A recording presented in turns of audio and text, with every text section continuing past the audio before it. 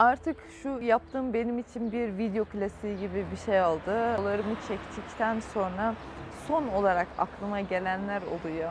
Bu kitaplarımı yazdıktan sonra da baskıya yolladıktan sonra tüh şunu da deseydim dediğim konuların olması gibi. Şu an söylemek istediğim şey şu: hayat güzeldir, dünya güzeldir, dünya kötüdür, hayat çok zordur gibi şeyler aslında öğrendiğimiz yargılardır. Bir yargıya varabilmek için dünya hakkında, hayat hakkında ya da kendi hayatın hakkında lütfen önce onu yaşa, sonra düzenlemeye çalış, bu hayatı sürmeye devam et. Kontrolü sende değilse başkalarının ona biçtiği betimlemelerle bu hayatı yaşarsın ki bu da en zor olanıdır. Bazen annen, bazen baban, bazen hocan, bazen arkadaşların sana bunu söylerler. Hayat hakkında herkesin o kadar çok fikri vardır ki, ay zannedersin herkes filozof. Herkes böyle bir hayat gurusu olmuş. Onların aforizmalarıyla bu hayatı yaşamak seni gerçekten bir yere götürmeyecek. Lütfen önce bir kendinle kal.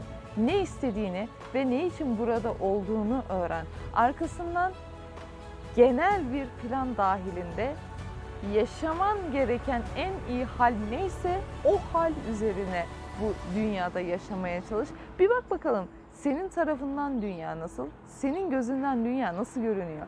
O sana anladıkları gibi, işte söyledikleri gibi Türk Haka denilen tarzda bir şey mi?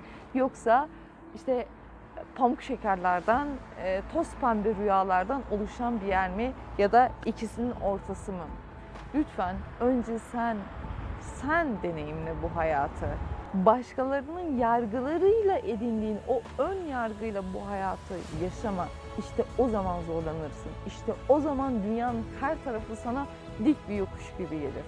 Sonunda o yokuşu tırmanamaz ve kendini boşluğa, o yuvarlanmaya bırakıverirsin. İşte o çöküntü denilen anlarda bu şekilde gelir. Çöküntünün önüne geçebilmek için hayata karşı, dünyaya karşı ön yargılarını kır. Bana sorarsan şu anda özellikle aylardır dünya o kadar güzel bir yer ki. İyi ki yaratılmışım diyorum. İyi ki buraya gönderilmişim. İyi ki buradayım. İyi ki bu evreni, bu doğayı, bu havayı soluyorum. Umarım iç huzurunuzu bulursunuz. Umarım dünyadan da çok memnun kalıp aynı memnuniyetle ayrılırsınız. Hepinize teşekkür ederim. Hoşça kalın.